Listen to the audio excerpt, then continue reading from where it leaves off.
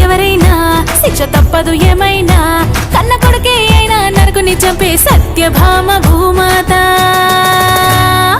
అదే